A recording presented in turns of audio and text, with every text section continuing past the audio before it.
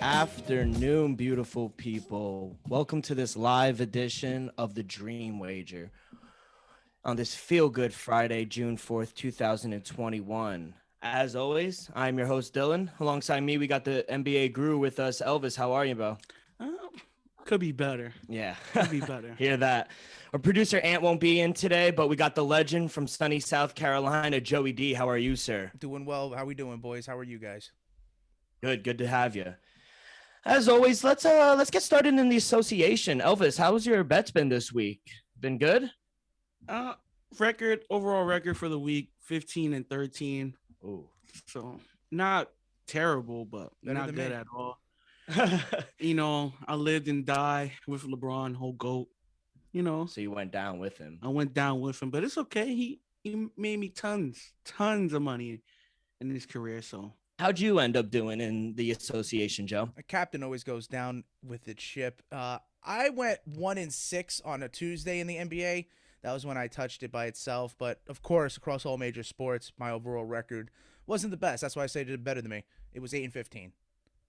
Well, I didn't really do so good either. I was mostly on the Mavs on their hot run, except losing on the at home. But I've been just playing player props of late. Like I took yesterday LeBron under 47.5 points, rebounds, and assists. I didn't know AD was coming back, but he wasn't right. He left first quarter. I'll be honest. I think I was trying to find his player props for his points to smash the under. Mhm. They know. They knew, right? Yeah, they know. It was a very game time decision. But let's start with the Lakers. Since they won the COVID championship last year, now both teams that were in the championship are eliminated. Does that surprise you? It's shocking. The Heat not as surprising. I knew the Bucks was on a revenge tour. Told you now. Yes. But the Lakers, man, Lakers. Oh, GOAT. What? Is he to blame? Let's start with the GOAT. Is he to blame? No, Because he's not to blame. You hear a lot of chatter online. He's not to blame. He was the MVP front runner before he got hurt. Oh my God. So he's not to blame. He averaged. He went out last night 29, 9, and 7. Yeah. Had a game. Had a game. Career game for most people. Mhm. But Kuzma, Dennis Schroeder had a terrible series. Yesterday he had a decent game, but series overall terrible. Yeah. You can't put the blame on LeBron. Yeah, you could give some blame, but he don't deserve more than 50% of the blame. Joe, what are your thoughts? Elvis, he's like a quarterback in a situation. Like, he gets the praise Yeah. when they go and win, and he'll get some of the blame when they loses, but it could be kind of passed along. Yeah.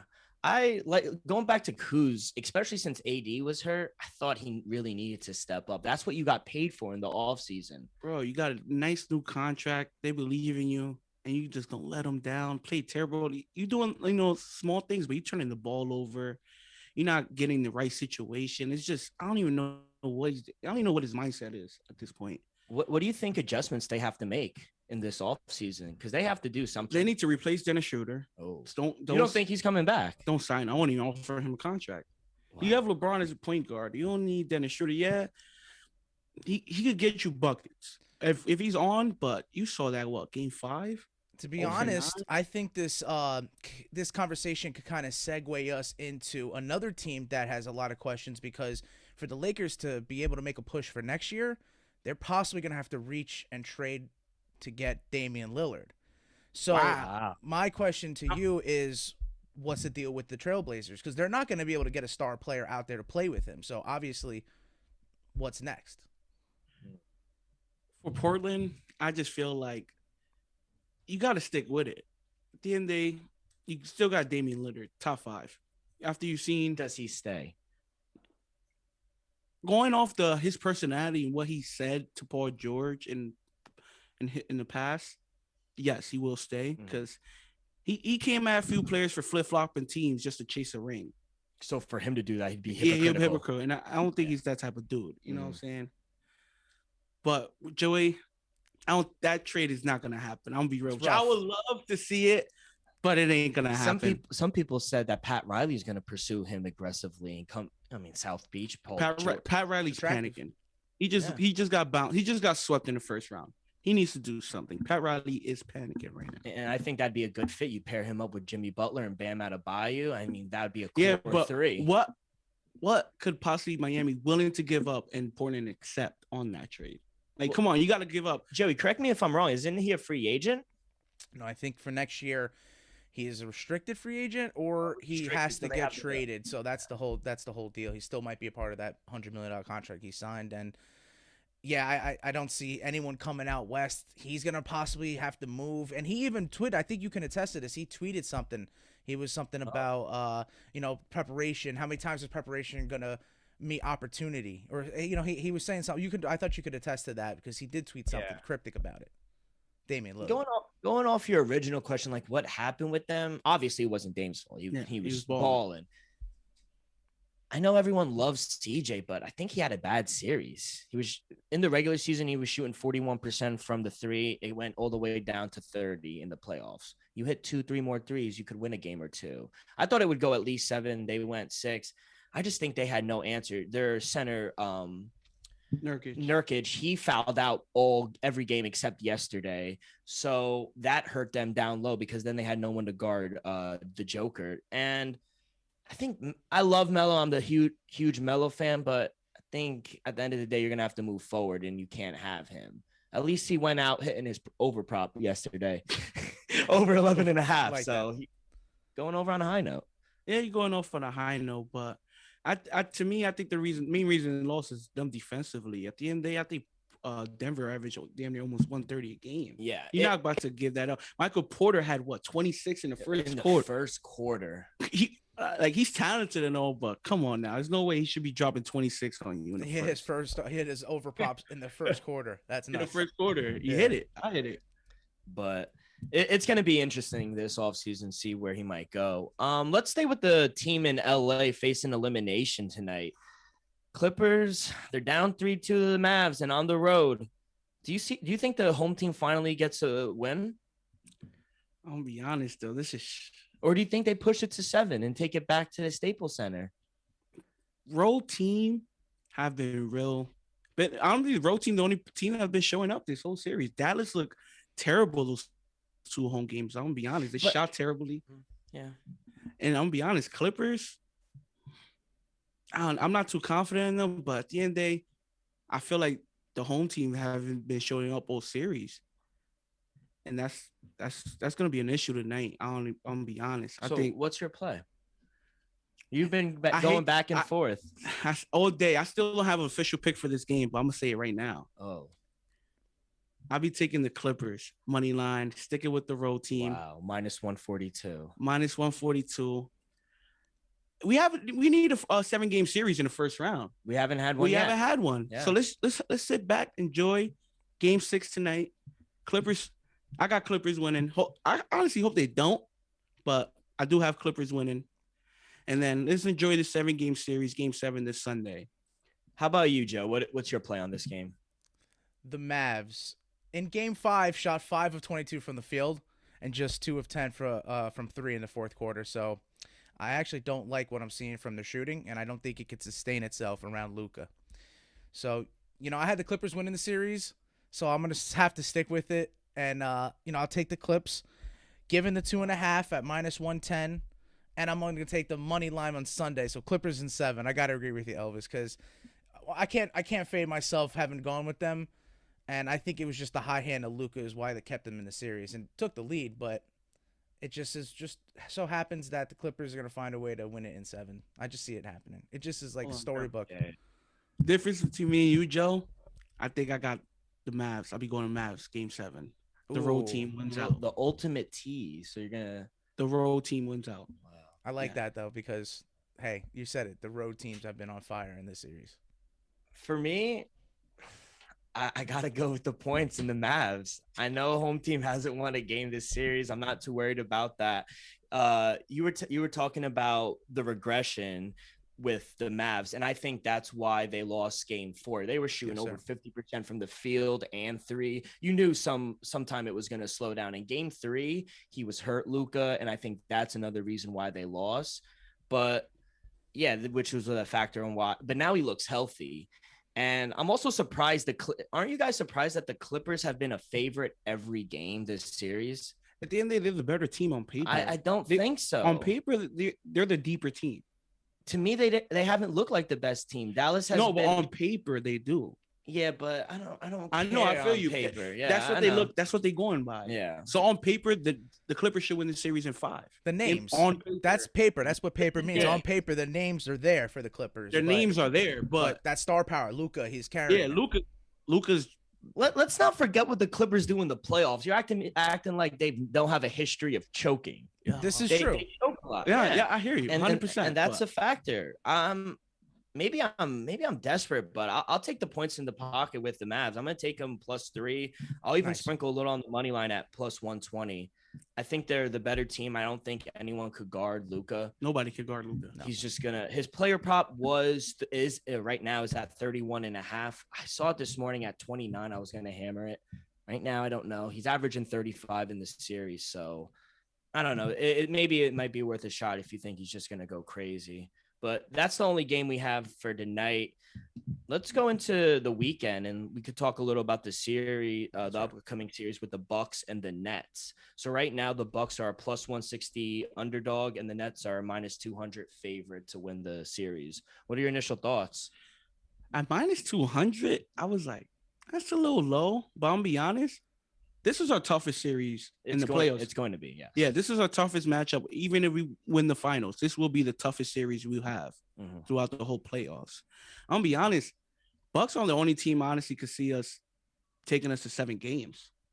Wow. That's I don't want to talk too crazy, but I'm just being honest. That's what They actually play defense, They and they play could good. keep up with the offense. as yeah. In the well. last 2 games we played against them, we didn't look too good. Yeah, and there was no James Harden on the floor, but they had our way. They had their way with us. I ain't gonna hold you. Right now, the first game they're -3.5. Yeah, Would smash you maybe? Oh, you think that's low Smash it. Game 1. I think at home? At home, I think I ain't gonna hold you. We will have some trouble in Milwaukee. That's why I could see it going 7 games. I wouldn't be surprised if the series goes 7 games, but Wow. I ain't too worried about it. Even if you like it at -200, I would smash it on the series, and I would take the Nets game 1 -3.5. Joe, what are your plays on this? So game yeah, I'm on the with this- flip. I kind of have to kind of explain myself because I got the crazy look a couple episodes ago from you, Elvis, when I said that the Bucks are going to be favored out of the East because if they get through this series, which I think the only lock in this series, a guaranteed lock, is that it goes 7 games. I actually think this series is going to be the best series of the whole playoffs. I'll go with that with you, Joe. Yeah, yeah, because the Bucks have something to prove, as do the Nets. So I went with the Bucks coming out of the East, and that's why I have them winning Game 1 because I think they're gonna try to make a statement here at home. I got a couple plays as well. Okay. Yeah, I just don't know what you can expect from the player. I think you're going to get random games where a bench player is going to go off, and who's going to go off in a certain game. You want to hit an over prop for Kyrie. That might not be the game that he does. It might be KD's turn. James Harden might go for 50 in a playoff game. So that's where I feel like the guarantee isn't there, but the guarantee is in the 7-game series. But as for my picks, I'll bring it right to you. Bucks, I'm actually taking the points in the first quarter. So I have them winning the first quarter, getting 1.5 at -112. So, give them a little bit. But I think they might even come out hot and score some points and win outright. But play it safe. I took the points. And just to, confide in my picks, I'm going to take them money line, winning the whole game outright at +145. I just like the money there. You can't hate me for it. No, and you said Bucks and 7, right? Yeah, we need you on record. If it's a guaranteed 7-game series, I got Bucks and 7. Yeah, I gotta go with it because that's what I had. And we gotta have a fader, so I'm gonna fade you, Elvis. I know, and that's just your team. You know what? I also like the over. You know what? Let's go in there. Maybe you can lean it. Maybe I'd lean with the over. It's pretty high. 239.5 is where I saw it. But if the Bucks are gonna win this game, they're gonna have to outscore the Nets, and the Nets are gonna score 100 minimum. So at least, yeah. So for the Bucks to win in 7 is +550. Okay. I like that. That's good. That's good odds. I'm with you, Joe. I think this is also going to be the best series. And going back to your price, I don't think -200 is that juicy because let's just hypothetically say that the Nets win Game 1. What do you think the price is going to be then? -400, -500? I think it would jump to like -275.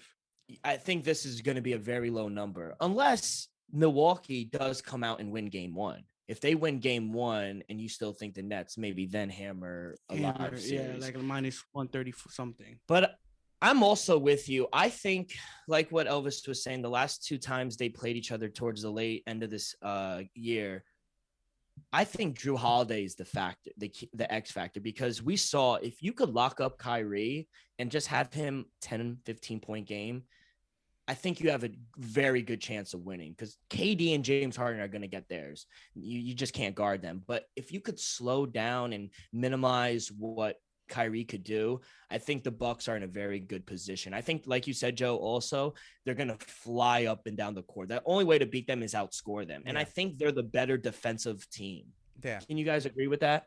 The Nets can't really guard. Yeah, but I feel like when it's time to clamp down, the Nets can honestly clamp down, especially if KD's healthy. I hope so. I like Claxton on the floor. Yes. That's my boy Claxton. He does provide very good. And I'm be honest, a lot of people talk shit about my man James Harden, but he be deflecting balls a lot. He be tipping it out. He's got quick hands. That's for sure. He got quick hands. So he be doing his thing. Kyrie, he tries hard. He's a little small. Just like Steph, I think he's a better team defender. Like he's better defensively as like switching. Yes. Like he understands. Backdoor cover. Yeah, exactly. Yeah. With my pick, I think it will go 7 games. I don't really have an opinion. I do think the Nets are going to win. Ultimately, it's just too much firepower to stop this team. That's true. So, but like you were on the first quarter, a play for me is I like the first half.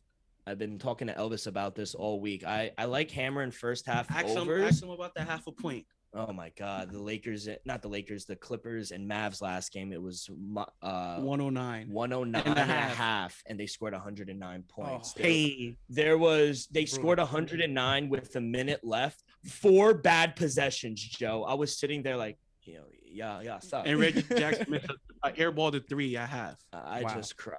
But yeah, getting back to the Bucks game, I'm going to take the first half because I think they're going to be up and down the court trying to outscore one another. I'll take the first half over 118 at -114. Nice. And like you said, Joe, I would even lean the full game over. Full game over. I think this game might be 120, 124, something like that. Yeah. Up into the 200. This series will determine who comes out of the East, I think, because for these two teams to go 7 games, it will prove a lot. Just add to their resume, improve on their already established pedigree, And Yeah, I just don't see the Hawks or 76ers who they got to face, especially if Embiid's not healthy. Yeah, there's no way they could compete. So that's a perfect segue because let's get it. Hold on, Yeah, I got no. one play for this game. Oh, you actually do? Yeah, Okay. yeah. I was looking at the spreads. I was looking at everything. So I got a little play for this game. It'll be Kevin Durant 30+ points and Brooklyn to win at plus 255. To me, it's just a guaranteed bucket. Him and Giannis might shoot it out, go for 40 piece each. So expect a huge game from KD. I'll We be can't honest. get a blowout though. Yeah, and I promise you, KD will average above 32 points this series. Oh, you think he's gonna? You don't think anyone on that team could guard him? Nobody could guard him. Not just on the I team, agree, the I world. agree. I'm just saying, I agree. But thank you, boys. Let's perfect segue, Joe, talking about the 76ers and the status with Embiid. So right now, the Hawks are a plus 152 series underdog, and this is actually very cheap, I think, with the 76ers series price. It dropped down since we were talking. It's down to minus 188. That's where I got it at. Oh, okay. No, because I got it at 192. Yeah, I got minus 188. So what are your initial thoughts on that series? If Embiid ain't at least 80%, I can see the Hawks advancing to the Eastern Conference Finals. Wow. I'm gonna be honest. Embiid needs to be at least 80%.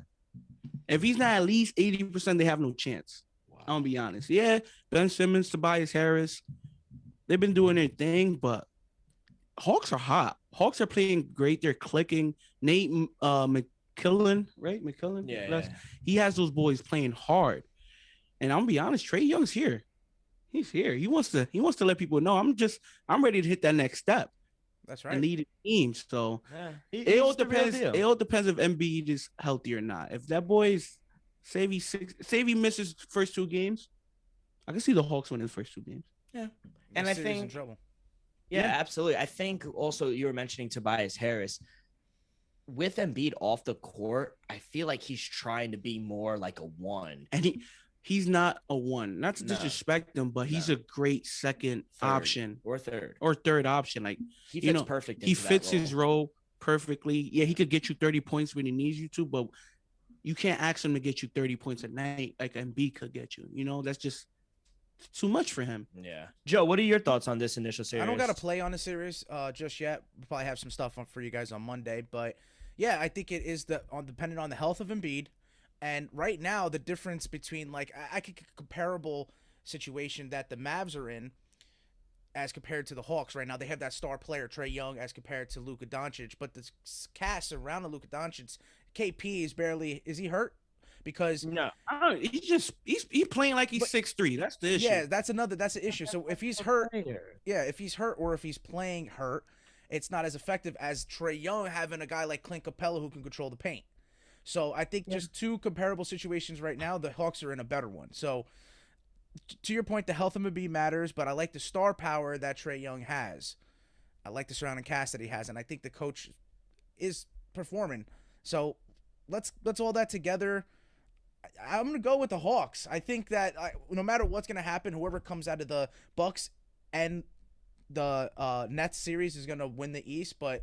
Let's go with it. Let's see that we got a star in the making with Trae Young, because that dude can ball, man. What he did to the Knicks, bro, and embracing the villain role is just amazing to me. So all power to Trae Young. Let's see if he gets it done. Knicks, oh man. Hate to bring it up to you, but no, it's good. I've come to realization that they're just a better team. Yeah, it was a fluke the regular season. I'm gonna be honest, I should have got swept. Whoa. I'm just happy we won one. Yeah, I'm just not happy with the fans. Hey, we want Brooklyn. No, not even that. Just like with everything, like spitting and then running onto the court. I feel like these players should be able to fight these fans. Let's have that. Nah, SOD. No, because people have consequence for their actions, do they not? Yeah. You and I would have consequence for our actions. 100%. So they have consequence. You want to run up to a Dwight Howard, he'll knock you out. That's it. That's what it should be, especially if you get spat on, Elvis. That's the most disrespectful thing you could do to a person. If you would have spat on me, I would have left them. But that's my thing. And I think the NBA should just buckle down. Let them, not even just buckle down, just let them fight.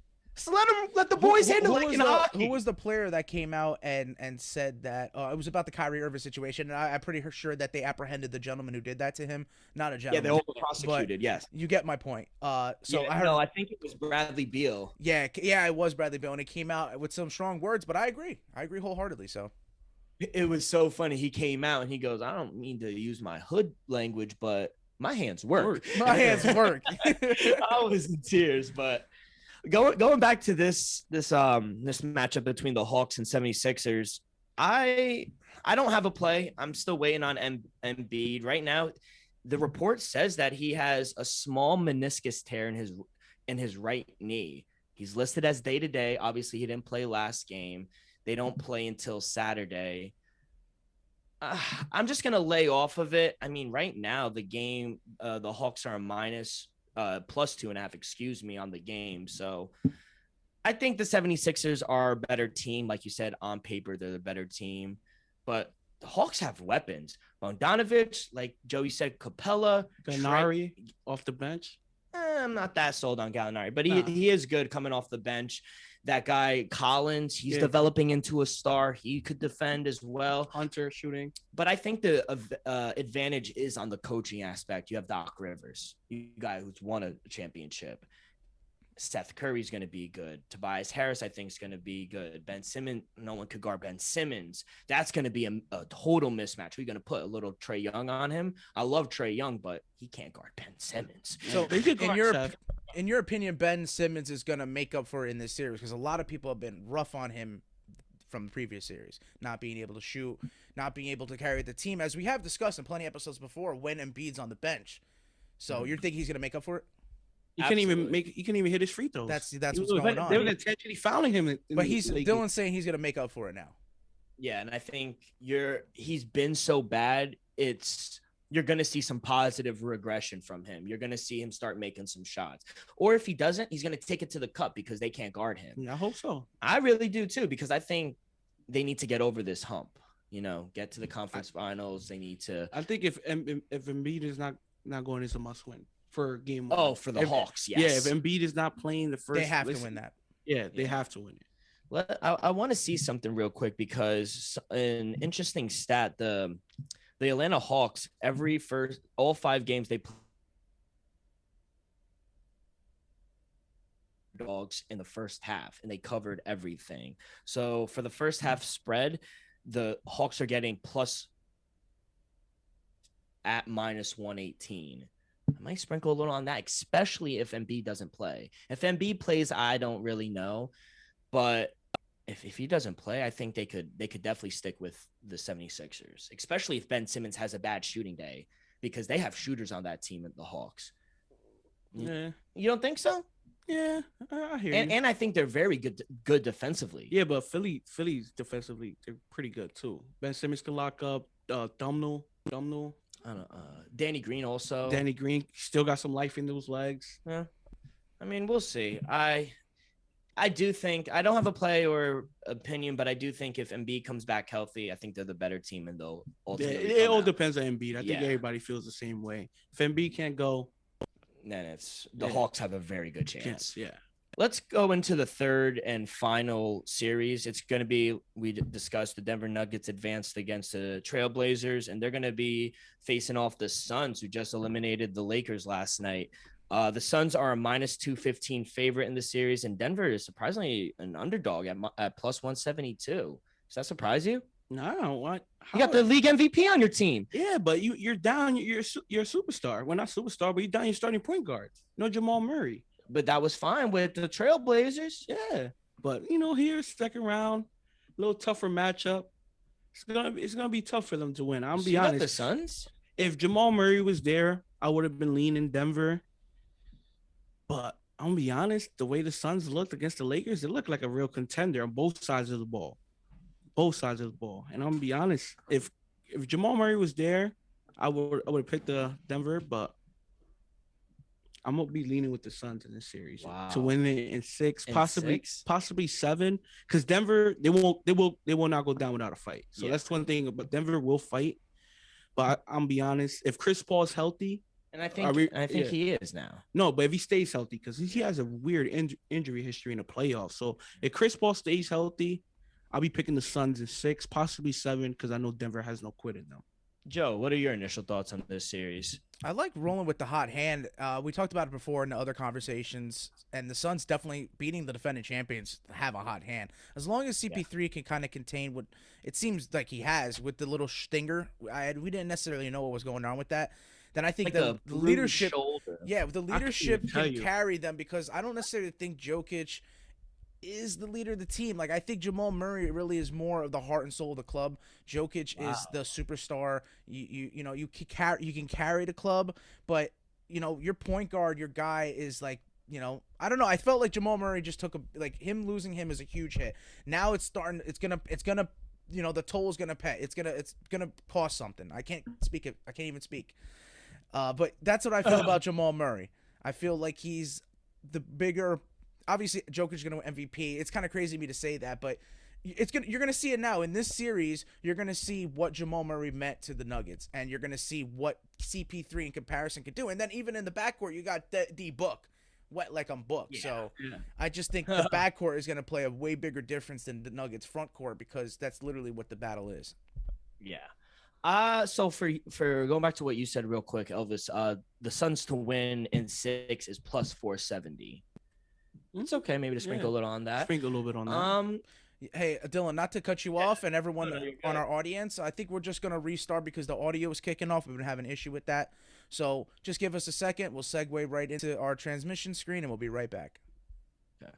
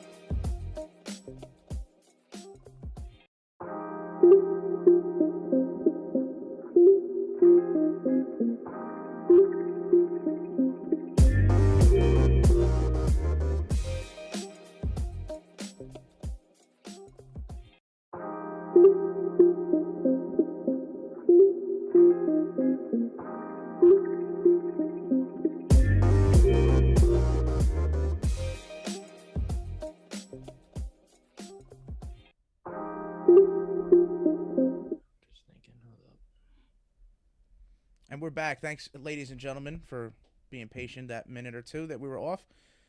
And we'll right back into it, man. I know Dylan had some stuff for everyone. Yeah, so for me with the Denver and Phoenix series, it's kind of interesting. I don't think Devin Booker will be that. He's going to get his, but I think they're going to do a good job on locking him up. Put Aaron Gordon on him, put Michael Porter Jr. on him. They're going to put some size on him, but I do think Chris Paul's going to roast that backup point guard who I forgot his name. There's some guy Campazzo. Yeah. Thank you. So I think Chris Paul is obviously going to dominate him. I just don't know who they have. Ayton, I guess, but I think the Joker's going to destroy him, to be honest. Exactly. Who's going to match up with the Joker? Nobody. So It's like, it's literally who's gonna outscore who, Devin Booker or the Joker. And- And and the I- Joker's I'm gonna probably get gonna hit. eat my words with the Joker, man. He could dominate single-handedly. So Bro, I was watching the Portland game yesterday, bro. Second quarter and on fire, bro. He was just going crazy. I like the Nuggets in the spot. I really do. You taking the Nuggets to win the series? Yeah, I'm gonna. I'll be honest, I like it. I think they're the better team. if Jamal Murray was there, I'll hands smash down, it. yeah. Yeah, I'll smash it. But I know. Chris Paul's he factors in a lot in your decision. I yeah, know. like Chris Paul has a hamstring injury, not 100%. Smash Denver. but 100%. I think that with Knock on wood for Chris Paul. the absence of Jamal Murray, Michael Porter Jr. has done a great job stepping in, filling in the points. He's literally stepping up he's reaching his potential. And I think we're not even seeing his full potential yet. I think he's still going to get better.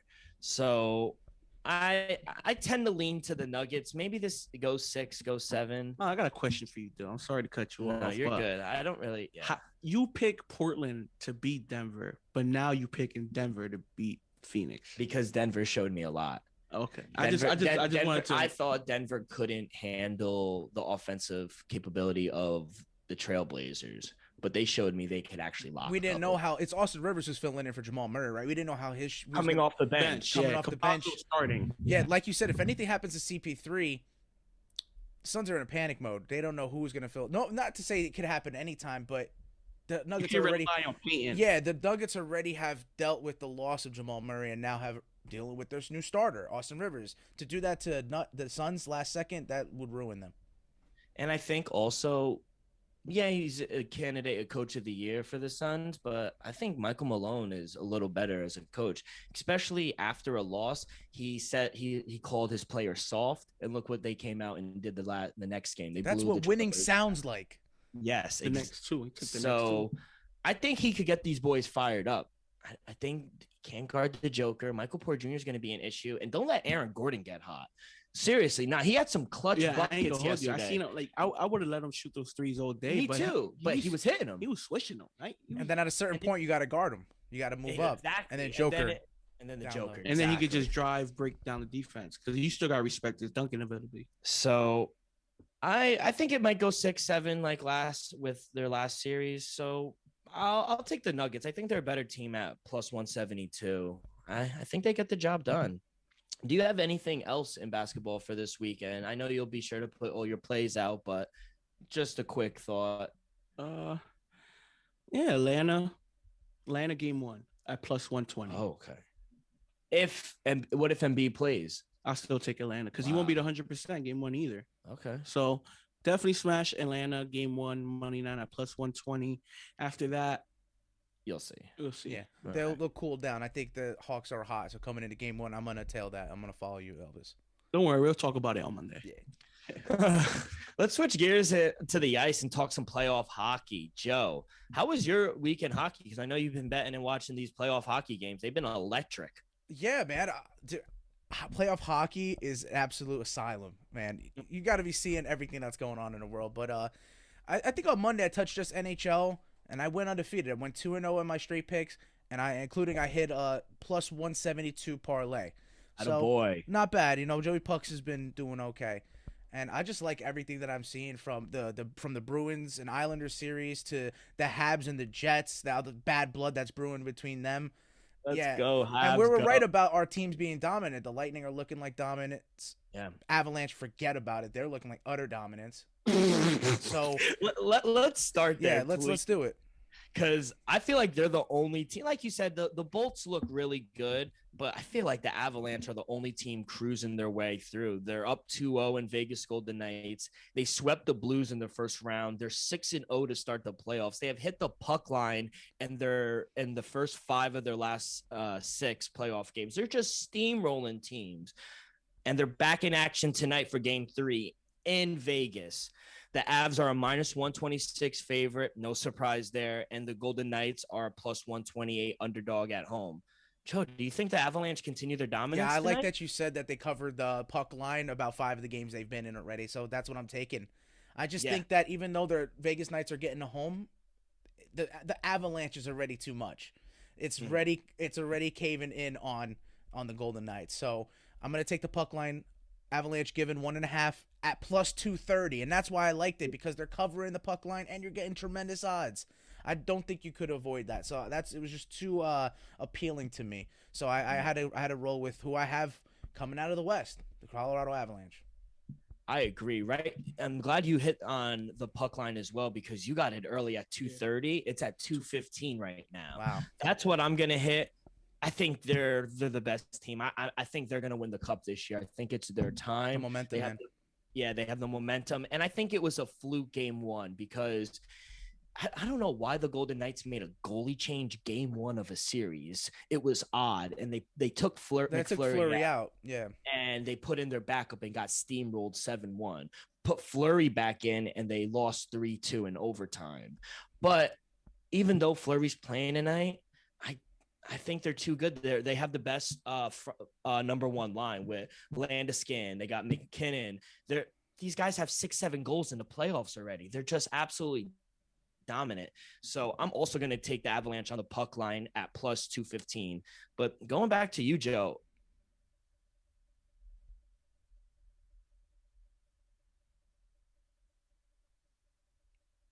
You guys still there? Seem I've lost a little connection with the fellas. No, we're good, Joe. Yeah, it was a little laggy, but you're good. What's going on? What was the question? I didn't get that.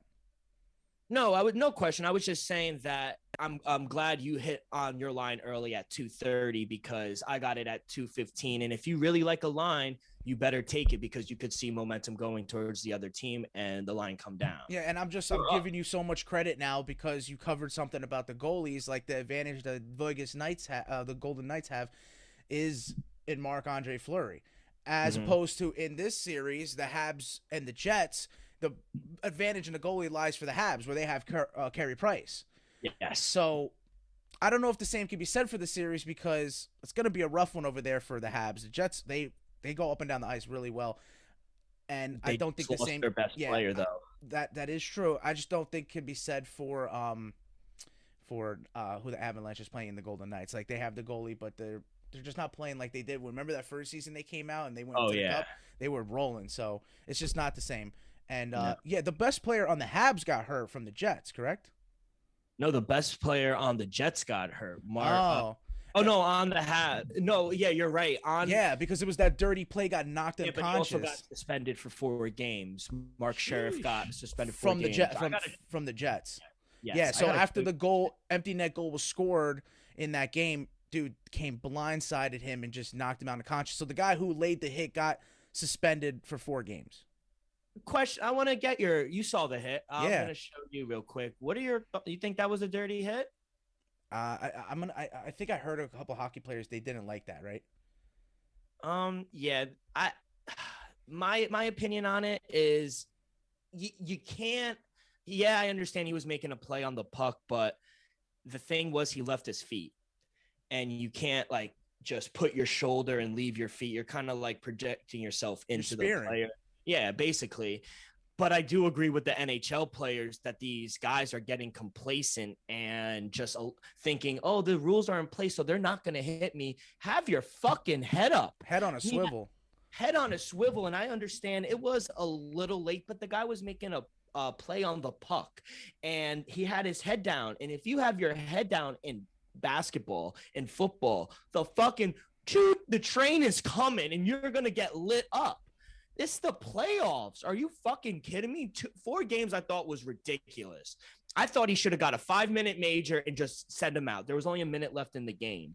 The guy got an empty netter and he traveled the length of the ice and laid him out. But he was also making a play on the puck. An example, Elvis, if you know what icing is, that's why they made the icing rules, because pucks will get thrown down the rink and players will be coming full speed, ready to lay someone out. And sometimes it wind up by the boards, sometimes not, but still you got full speed guys coming to lay you out. And that's kind of the situation. Back in the day, what was his true intentions? Because if he was trying to put him on his ass, 4 games. He was trying to make a statement that because they just lost. They were already done. I thought it was clean. Nah, if it was the end of the game, you're down.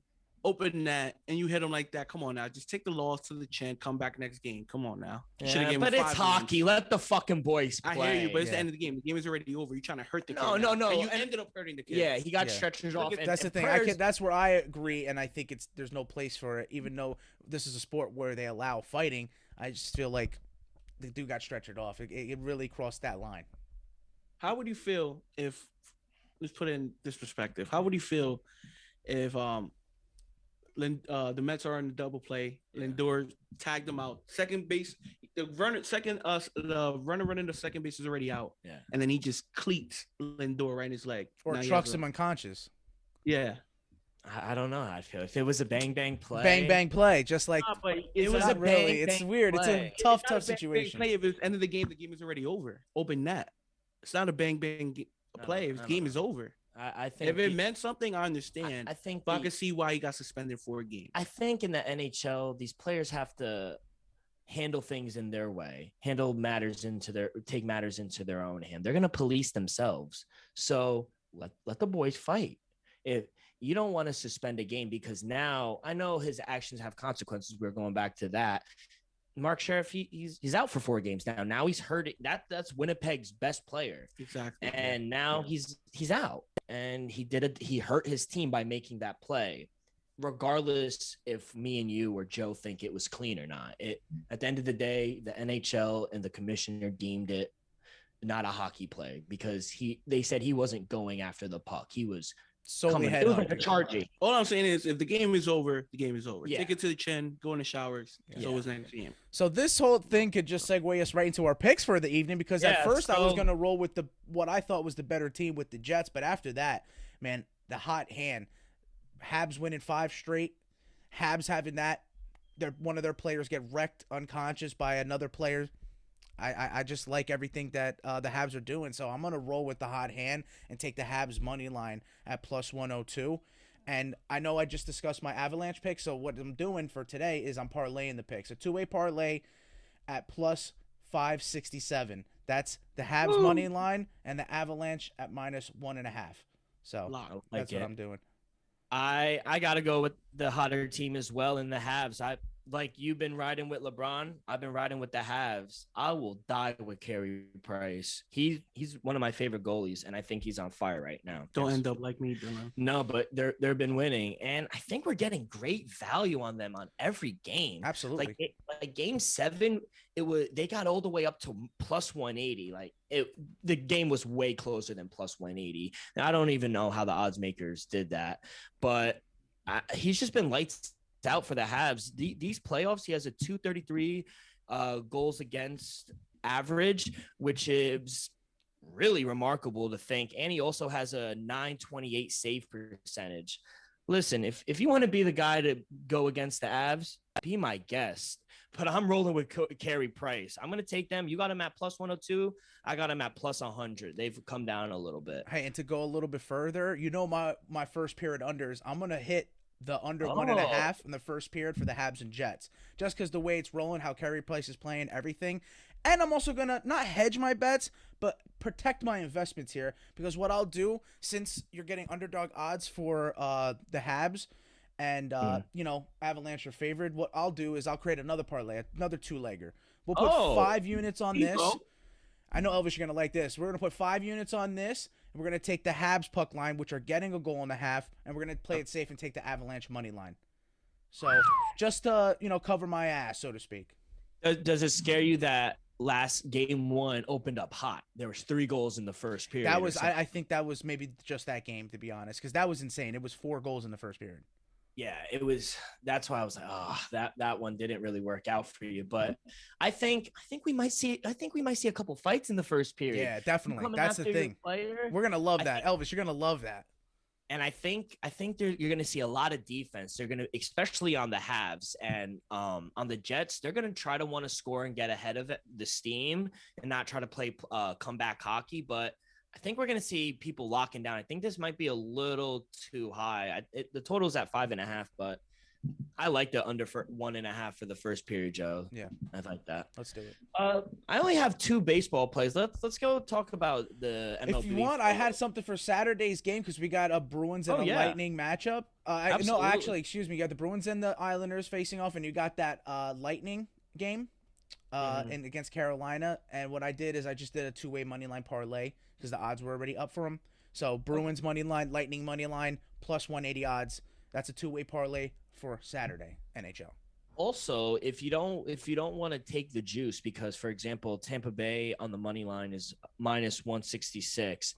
If you think they're going to win in regulation and not go to overtime, you could take the 60-minute line and get Tampa Bay at minus 105. Yeah, they're squeezing the odds there when they're doing end of regulation. So that's a smart move. Yeah, it's a rush betting 60-minute line because you don't want them to go to overtime, but then you're kind of rooting for overtime because playoff hockey is fucking insane. That's so true. But I like that, Joe. Let's segue. Do you have anything else for the hockey? No, that was it. Yeah, like I said, I just had to throw it in there real quick so we get into the diamond. Oh, good. Elvis, I'm told you got to play in this game for the Red Sox Yankees. Let me hear it. What's your play? I'll be taking the Red Sox tonight. Money line. I got them at plus 105. The line has dropped to minus 104. Woo! So it's going on direction now. Nadali's pitching. Can't go against him. That's just my boy. Every time he goes up to pitch, I always end up picking the Red Sox. I'll be honest. And I'll be honest, fuck the Yankees. You're not fucking with them. Not fucking with them. Never will, never did. I think we're all touching this game. Joe, you have a play as well, correct? Yeah, definitely. I'll trail you too, man. I can't bet for the Yankees right now. You know, I am gonna have a couple other games, but for this one it is some props, but I do have a play. It's also a dummy lock of the weekend. Nathan Eovaldi, you said, is starting the game. Yeah. Over 5.5 Ks is plus money, plus 110. Yankees strike out 25% of the time, and that's a minimum 7 strikeouts per 9 innings. So, though actually the same could be said for the Red Sox as they strike out 24% of the time. I looked up the statistics. I just believe Boston could do a little more. They do more than just hit home runs. You know, a little sneaky prop bet as well. Hunter Renfroe is hot, man. The dude's just rolling. Wow. He's peaking at the right time. He's just helping that lineup. So I took his player prop at over half RBI plus 172. So plus money in both of those props right there.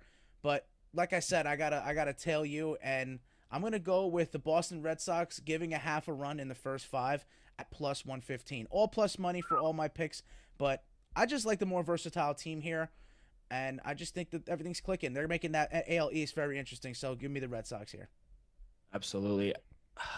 Sucks that we're all on the same side. Now you panic. Now now I'm thinking twice, but I do like the Sox in this spot. I think they should be. I think when I got it also at plus 104. I thought they should have been the favorite. Nathan Eovaldi, he's 6-2 this year with a 4 ERA, and he's only given up 1 home run in 16 1/3 innings. That's pretty remarkable.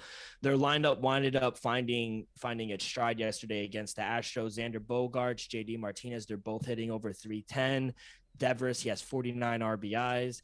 With the Yankees lineup, they're very hit or miss. Guys on the top have been solid: Aaron Judge, Giancarlo Stanton, DJ LeMahieu. But on the bottom half, everyone's hitting 215 or less. Gary Sanchez, Brett Gardner, he's like 1,000 years old. That concerns me. So I trust the Red Sox more. I think they're the better team. So I got them on the money line at plus 104 right now. Elvis is telling me they're minus 104. I still like it. Still think they're the better team. Elvis, you had the Red Sox winning the division, did you not? I have Red Sox winning the World Series. Stop playing. But it's looking good now. I think all these series matter, too. When they played the Toronto Blue Jays, when they played the Yankees, if they could come out winning the series, it's going to pay dividends towards the end of the year. Don't sleep on the Rays. Rays been sneaky hot. They've got on a roll. That is true. That is another team that those series matter. Yeah. Yeah, they are in first place right now. Fuck them. Joe, do you have anything for this Indian Oriole game? No, I didn't like a lot on the MLB board today. I only, like I said, touched a couple prayer plops from here on out. If you go over the games, I'll tell you what I got. It's a lot of pick'ems today. Yeah, a lot of pick'ems. I saw that. I only have 2 plays. I'll probably wind up having more towards the end of the day. Always. Yeah. But let me go into my second play. It's a late game between the Mariners and Angels. Shohei Ohtani's pitching. I'm gonna take a stab at the under 8.5 runs. You know me, I love my unders. I know you don't like to root for it. No one really does, No. but when Otani pitches for the Angels, they just can't produce any runs or support from it. Kind of reminds me of the Jacob deGrom situation. In the month of May, he had 4 starts and they combined runs total 5 runs in the month of May. That's insane. They're just doing a bad job. Mike Trout is still out. And with the Mariners, they're last in the majors in regards to team batting average. They can't hit. They have a bunch of guys hitting below a 200. The only guy to give you something is Mitch Haniger. He's hitting 267. He has 15 bombs, so that's good. Like I said, Mike Trout is out as well. The Angels bullpen has been getting healthy, which is great. And the Mariners have been a good under team as of late. So I'll take a stab at the under 8.5 at -110. But those Mariners have won 5 of the last 6. Am I not wrong? I'm wrong about that. So they're kind of they're peaking to stay above 500. They're 29-29 if I'm not mistaken, and if they do win today, they will be above 500. This is the first time since the season started. So yeah, they're 27-27 right. 27. And they won a good amount of games to get to 500. So I think they're a little hotter. I would probably lean with the Mariners, as weird as it sounds, even though I'm a Shohei Ohtani guy. To your point, they won last 3 of their 5. Last 3 of their 5. Yeah. I think if you push it back another couple game, be another win there. But hey, yeah, I actually would lean in the full game. I would lead Seattle Mariners actually. First 5, maybe if Ohtani does get the start, because they still they announced that he would start, but it's not confirmed. That's always the case with late games. So first 5 with the Angels is one of those games. First 5 with the Angels, and then give me Mariners in the late. So. I think we're getting to the point where Ohtani might not pitch anymore. Hey, it's getting to like it's not every 5 days now. He's pitching once every 2 weeks. He had inflammation in the beginning again. They were like, oh, we just want him to hit. He has 31 walks. He walks a lot of guys. Yeah, he throws hard, but let's keep him hitting because he's right now he's the AL MVP. At the end of the day, you gotta let him do what he wants to do. If he wants to pitch, I'm beyond. You gotta let the kid pitch. If he wants to swing, he wants to swing. I get. You got. I know you can't have it both ways, but at the end of the day, if he's talented enough to go both ways, which he is, by all means, keep going at it. Kid. I agree with that, but I guess sometimes the managers and they want to protect the player from themselves, so to speak. So, yeah. And speaking of pitching and stuff like that, man, if you go into the Washington Nationals game against the Philadelphia Phillies, I'm taking the unders in the pitching matchups because you got pretty high lines for them. Zach Wheeler's getting 6.5 and Scherzer's getting 8.5. I'm taking the under on both of them. Both are favorited, -104 for the Wheeler one, -121 for the Scherzer one. So I just think that it's not that they're going to get hit. It may be a pitching matchup, maybe possibly into the late innings, but I feel like it might be a lot of dead ball plays. It's not really flying out of Philadelphia at this time of the year. So, yeah, not a lot of strikeouts, but a game where we can get a pitching matchup. And then the only thing I do think is I couldn't find it on the Action app. I'm thinking a Juan Soto home run in this game. So I took the RBI prop plus 155. So just for him to get 1 RBI, you'll get that, underdog odds there. Yeah, he's a beast. I like the under. I think you could lean first 5 under 3.5. I do think this may be a great pitching matchup with Wheeler, Scherzer. The total is very low to 7.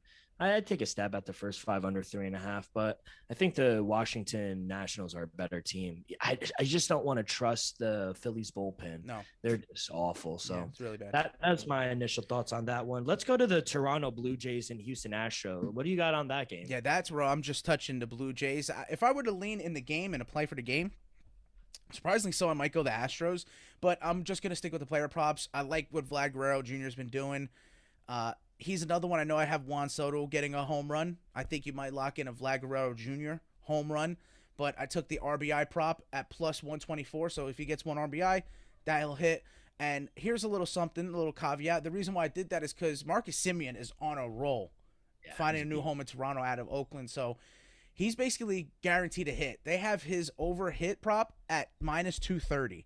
I'm going to take it, but it's just going in line. The reason I'm taking it is because I have the Guerrero Jr. RBI. So if Marcus Semien lives him off for bat second, Guerrero's in the 3rd or 4th hole, he can get a double, drive him in. He get a home run and drive him in. So that's why I'm going those in tandem. Speaking on the Blue Jays lineup, I think that's the reason I kind of would lean with the Blue Jays. I know Zach Greinke's on the mound, but he hasn't been that good this season. And I like Hunter Hinju Ryu, excuse me. Yes. And Bo Bichette has also been a fucking beast on the lineup for the Blue Jays. The offense isn't the issue. I think it's the bullpen for the Blue Jays. That's what would concern me. But if I had to play on this, I probably would lean towards the Blue Jays on the money line.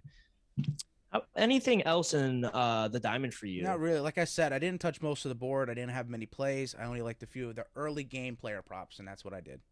Yeah, same. But to be honest, I'll probably have a little more plays. So if you want to just follow me on the Action app, I'll definitely put all my plays on there.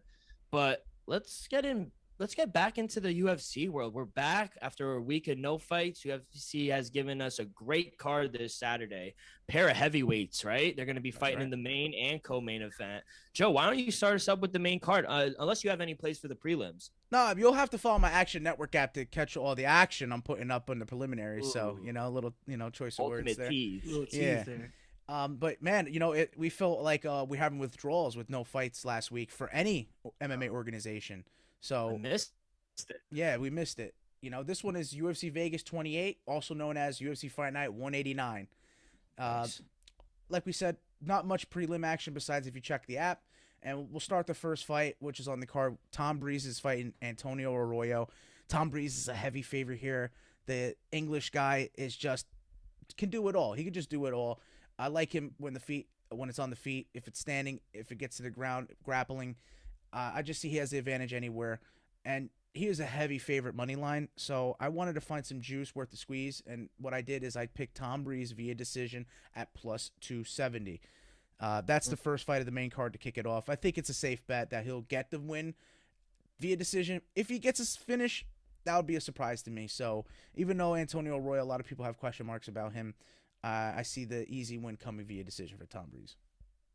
Yeah, for me, I mean, they're both coming off losses. This actually, Breeze, like you were saying, he's the most favorite on the main card. He's the most heavy favorite. Yeah, but Breeze, I like to go with experience in the UFC. Breeze has a little more experience than Arroyo. The money line is just way too juicy for Tom Breeze. So I'll take Tom Breeze double chance to win by KO, TKO, or submission at plus 100. He has 6 wins by submission and 5 by knockout. I can see the fight being taken to the ground and Breeze get that submission. So That's right. I like M plus money. Yeah. So I'll take a stab at that. I know Elvis will be locked in for these fights, get us ready for next weekend's pay-per-view. We're going to have some stuff for that. Yeah, like every time I see a pay-per-view, somebody break their bones. No. Hopefully we won't see that. I don't Yeah, know hopefully we'll why see it that. happens, but everyone. Yeah, every time you tune in. Yeah. That's good what we did with good that. luck or bad luck. Hey, I don't know. that first fight we did was good. We're basically fading one another. I got the Yeah. decision, and you got a finish for Tom Breeze. So that'll just segue us right into the next fight. We got a contender series step up here because Dusko Todorovic's original opponent was Maki Pitolo. He had to withdraw, I think, medical reasons. I don't think COVID related, but nevertheless, in that fight, I'm going to go with the last minute replacement. I know it sounds crazy, but we're looking at two different things here. You said you like experience, and not only experience, I like the hotter hand. We've talked about it all episode, and I think the hotter guy is a guy coming off a 3-fight winning streak, Gregory Rodriguez. Dusko Todorovic, as soon as he got into the UFC, he got knocked down the first round by Punahele Soriano. Maybe that's why the UFC matched him up with Maki Pitolo in the first place, because it was Hawaiian via Hawaiian connection, I guess, to see if maybe it was a fluke. There's a lot of high expectations for Dusko Todorovic, but I like the money Rodriguez is getting, so I'll take a money line at plus 140. But you know what? Since the UFC is kind of riding on Dusko Todorovic, and I've seen a lot of first-round finishes from Rodriguez, what I'll do is I'll do a fight to end in round 1 at plus 155. So it could be any fighter. I like the money you're getting with the underdog here, the last minute replacement. I think the dude's powerful. He gets a lot of first-round finishes as well, as Dusko Todorovic. So that's why I'm taking the fight to end also in round 1 at plus 155. Cover all your bases. Joe, correct me if I'm wrong, but isn't this the second UFC for Gregory? The stats that I was looking at, this is his second fight in the UFC. He lost his first one by knockout. That's what I'm saying, but is that first fight via knockout in the UFC from the Contender Series? That's my thing, because the fights from the Contender Series might count towards your record, if I'm not mistaken. Not the ones in the Ultimate Fighter, but the one in the Contender Series. Different things how they're approaching it, but Yeah. we'll look And into that. Dusko's another guy that I think he just has 3 fights in the UFC. He's Yeah. 2-1. Yep. But they're both coming off losses. Like I said, I don't really know too much about these guys. Dusko's 10-1, Gregory 7-3. I'm just gonna go with the guy with a little more experience. But you're right. We've seen a lot of people with last minute replacements get the job done. That's true. So that does concern me, but I'll take Dusko on the money line at -136. I think he just outlasts Gregory just a little. Smart. So yeah, I like that. Covering our Another fader. bases. Let's keep going. Let's get this ship rolling. Right into an interesting fight. My opinion could possibly be fight of the night. It could still fight of the night. You got Santiago Ponzinibbio against Miguel Baeza. And, man, simply put, I like Baeza. I think the kid is a rock star.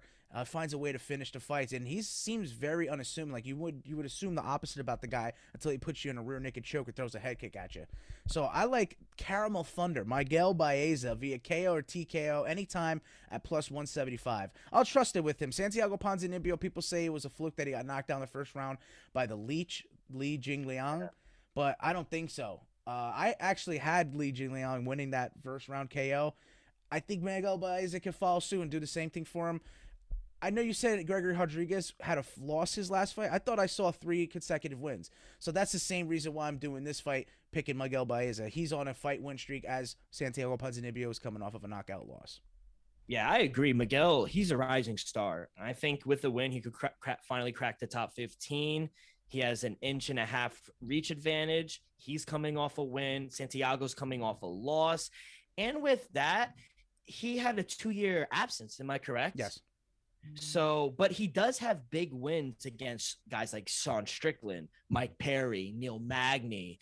So that does concern me because, like going with experience the past 2 fights, I'm actually going to go with the guy with less experience and the rising star like you. I think it should be an electric fight. I think it could be, like I said, a big fight for Miguel. And if he doesn't knock Santiago out, I think it could go the distance. I think Baez will outlast Santiago. So I'll take Miguel Baeza, correct? Yes, Miguel Baeza. Double chance to win by KO, TKO, or points at -115. It's a little better value than if you want to take him on the money line. If you want to just be sure and take him on the money line, you could get him at -126. Hey, still good odds. Definitely. You're picking and choosing your battles, man. Doing it smart as well. That's what makes you a UFC sharp. I try. So, yeah, I mean, the next fight here, another pretty interesting one. We got another Georgia cat coming along, like Giga Chikadze. We got Roman Dolidze fighting Laureano Staropoli. And Laureano Staropoli is a last-minute replacement, and though I went with one prior, I got to fade him, and I'm going to take Roman Dolidze because I think he's just too dominant. I think he's going to find a way to get this to the mat, Roman Dolidze is. He's going to find a way to dominate. He could wind up with a decision, but I heard Laureano Staropoli is good on scrambles. He's good at getting out of exchanges that can get him finished. And I don't see him really getting knocked out. I think this is more Roman Dolidze not having the knockout power. So I'll play it safe and I'll pick the favorite here, Roman Dolidze, and get some juice out of it. Via decision at +190 because he is an odds-on favorite. I think maybe the second highest favorite behind what we had before, which was Tom Breeze. Yeah. I'm also going to be on the same side as you, taking Ramon. With the other fighter that he's fighting, this is his first fight back at middleweight. He's on a 2-fight losing streak. He missed weight last fight too. So I don't think he's very disciplined in that. But it is important to note he's undefeated at middleweight. But he's never fought a guy like Roman. He's a machine like you were describing. And with Laureano, his last 3 fights have gone the distance. So I think that's important to note as well. But I think there's another interesting fight. Laureano is back to his weight class, like I mentioned, but Roman is a machine, and on the money line is just too juicy. So I'll take Roman double chance to win by KO, TKO, or points because Laureano has shown us that he can go the distance. So I'll take that at -115. Yeah, I like that you're fading the submission as well because we're going to see, I think Roman can get close to some, like closing the show with some submissions, but you're going to see Staropoli escape from them because he is shifty. He is a shifty one. So. Yeah, definitely. And I know going into the co-main event here, man, We love our guy Walt Harris, man. He's a big I love him. ticket, and I love everything about the guy. But at first, I had a first round knockout, but I think it's kind of like a hit or miss. It's kind of like a Mhm. Yankee situation. If they don't hit a home run, they're gonna strike out. So Elvis knows all too much about that. Fuck them Yankees, right? Okay. If we go with this fight, man, I had to take away from my heart because I was betting Will Harris with my heart, and I went into my mind, and I had to go with the hotter hand. The guy's on a 7-fight win streak, Marcin Tybura. You hear all that thunder outside? Sounds like it's Yeah, getting it's closer. thunder. Marcin Tybura taking double chance here at KO, TKO, or submission at plus 175. I'm also going to take the Tybura round 2 win at plus 750. I don't know. I think he can get it done either way. If Walt Harris doesn't get that knockout, he gets gassed after the first round like quick. It sucks because I really want to see Walt Harris get a win, but the UFC has been setting him up with fights for him to win, and he just hasn't gotten it done. So as much as I love the guy, I'm gonna have to fade him. I'm gonna have to take what would be the statistically smart thing to do and take Tybura getting a finish, and I think it will happen in the second round. So I'm taking the second round finish, but I'm also taking the double chance KO or submission. See which way he can get it done. Maybe both hit. I'm in the same category, Joe. I was betting at first looking at these fights. I'm a huge Walt Harris guy, and I was betting with my emotion, especially what happened with his daughter. Like, I just really hope the best for the guy and his family. And he's just coming off a very sad loss to Volkov, correct? Yes. He just lost. Yeah. And he's 13-9, but all of his wins are by KO. And like you said, he's hot in the first round, but second round he gets the gas very easy. And I think I tend to think that heavyweight fights don't end up going the distance, especially with these two fighters who have great strength. Like I said, I'm a big Walt Harris guy, and you just love to root for a guy like that. But I think this is a bad spot for him, like you said. Martian is he's on fire right now. He's the hot hand, like you were saying, and he's looking to take advantage of this decision and maybe crack the top 10.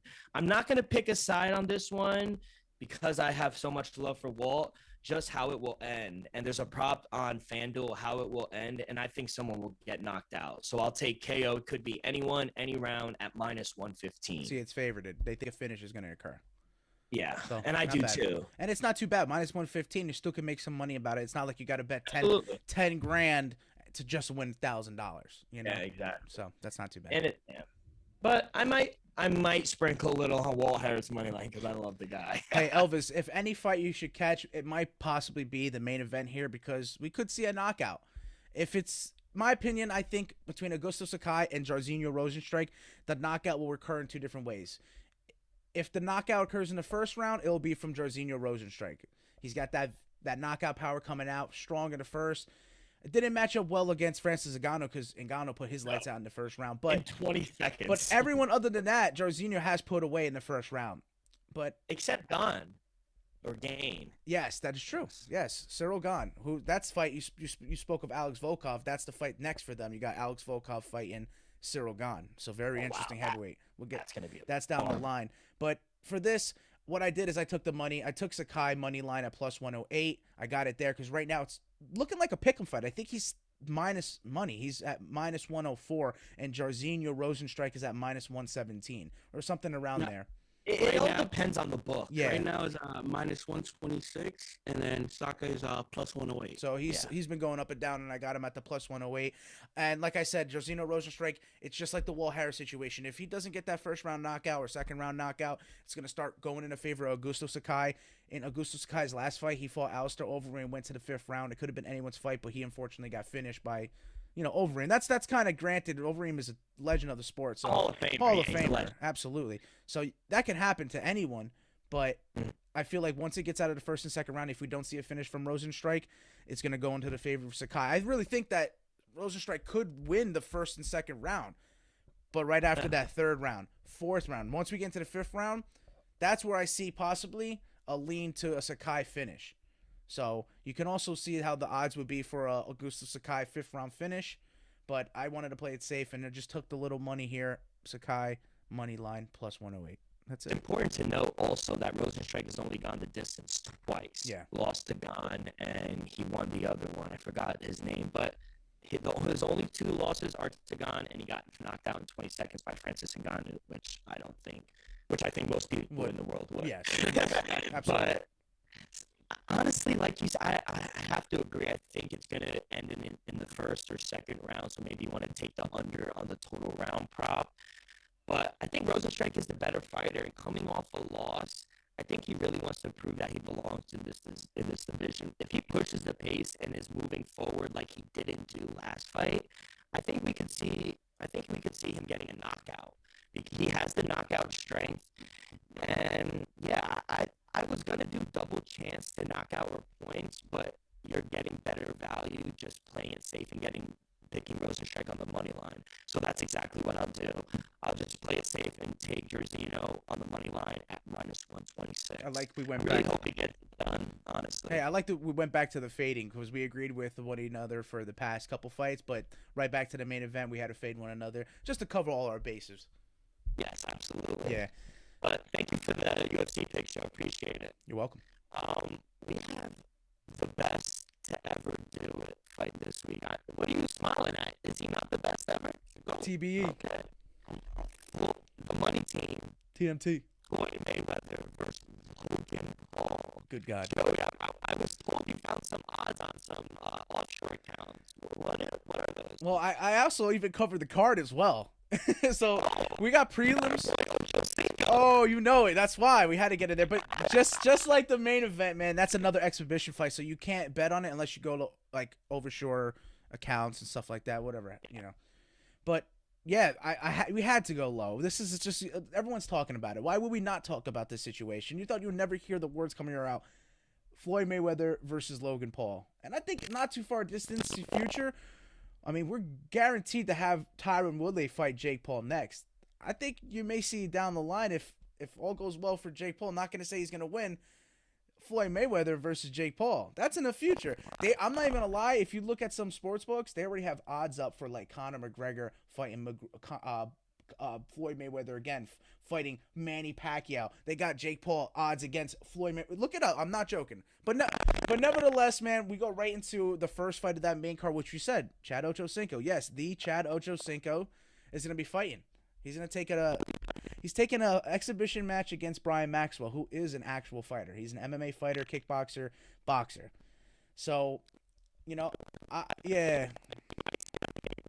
I'm gonna be honest with you. Yeah, I respect the hell out of Chad for stepping in there, but if he wins, that'd be surprising. But man, Brian Maxwell should win this fight and handedly. You know, I would even be concerned that he knocks Chad Ochocinco out, Chad Johnson. So you just gotta be concerned about that. Yeah, it's thundering over here too.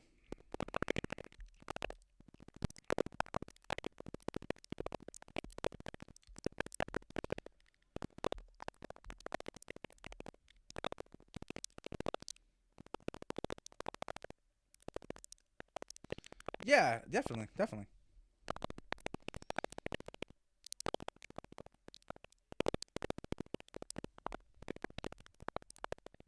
It's on Sunday.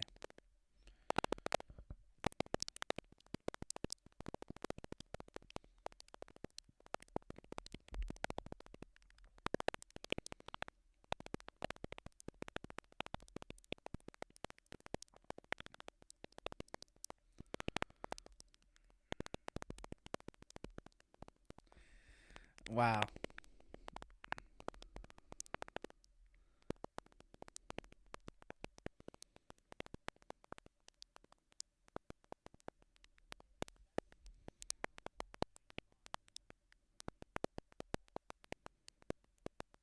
You're mistaken. Now, That's funny. These are exhibitions, but there are actual fights on the card. Elvis, you did have something for the Floyd Mayweather fight, though. Do you want to get out, or do you want me to just say those real quick? Go ahead. What you got?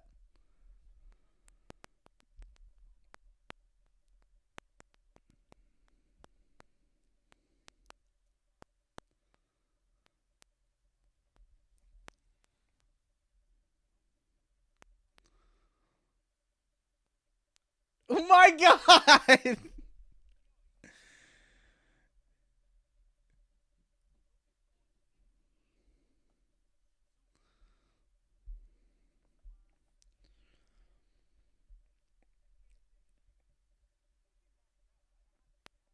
Not gonna happen.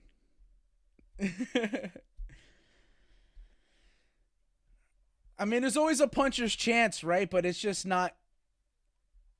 But I seen sparring footage and Logan Paul actually throwing punches. Now, here's where I would say the difference. Like, if Logan Paul got in a fight with Jake Paul, Logan Paul would probably beat him if it was an MMA match. Because, Logan Paul was grappling pretty well with Paul Costa, Paulo Barrachina, if you haven't saw that. But the stand-up game is different, night and day. Jake Paul can just bang, and I don't think Logan can.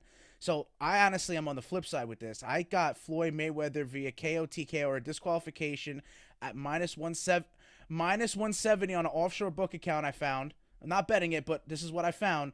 And I think he gets it done within 2. I think he knocks Logan Paul out with a body shot in the first or second round. No cap.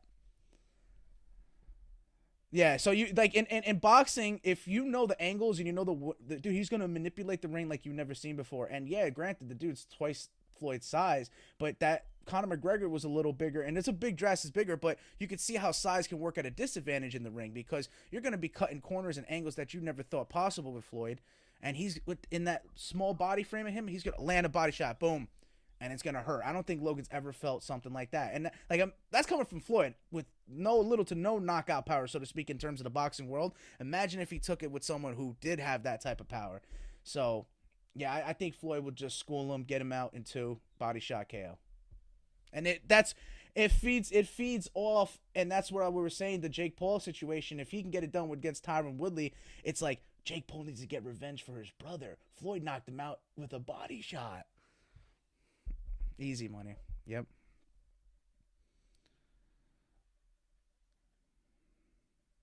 Geniuses. Yeah. No. They're trying to revitalize it again. It's just you need everyone around it to follow suit. Yeah, buy-in. A lot of naysayers.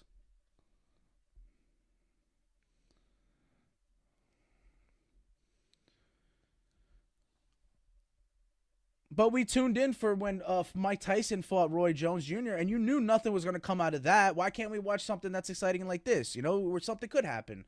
And, yeah, give the people what they want to see. I'm watching.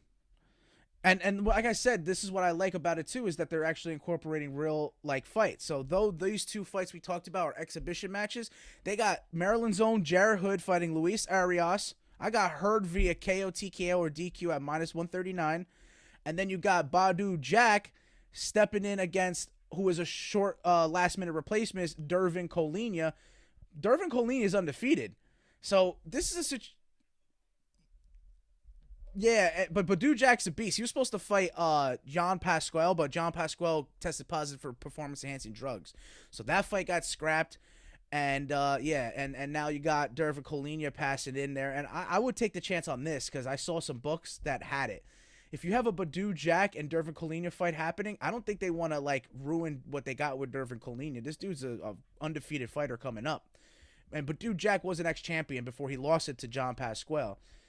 So what I think to keep that fight going for Badu Jack so he can get the matchup with John Pasquale and not ruin Dervin Colina, a draw at plus 10,000 odds.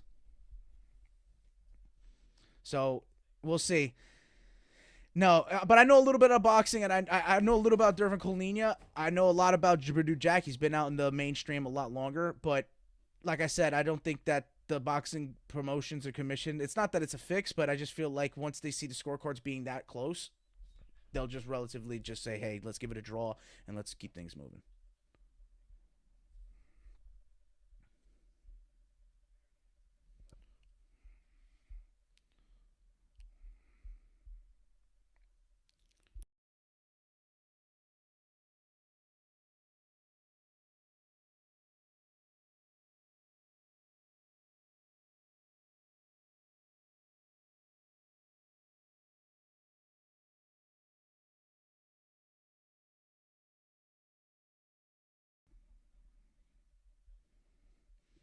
Yeah, I got a little pony for the Belmont Stakes. The running starts at 6:47 p.m. on NBC. After the controversy with Bob Baffert and the withdrawal of Medina Spirit, I'm going to go with the Todd Pletcher trained horse here. And because during the pre-runs, he seemed very comfortable with the conditions over there in Elmont, New York. All across the country, it's raining. So I got to go with that. My horse, who I had winning the Preakness and winning the Kentucky Derby, I'm going to keep rolling and hope he wins something. The 6-1 long shot odds in the sixth post, known agenda to win or show. That's the bets I'm putting in. There are long shot horses as well, like Bourbonic, 15-1 odds, or Overtook, 20-1 odds. Both are Todd Pletcher horses. And hey, what's worth it? You might want to throw a show bet onto those and win something. No way.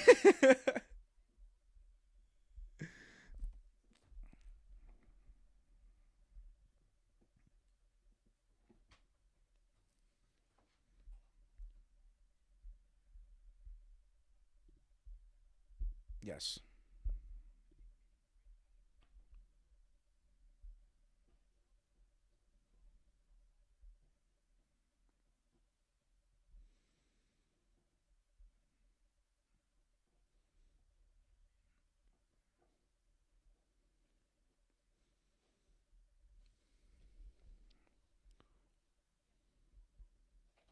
Yes. The death post.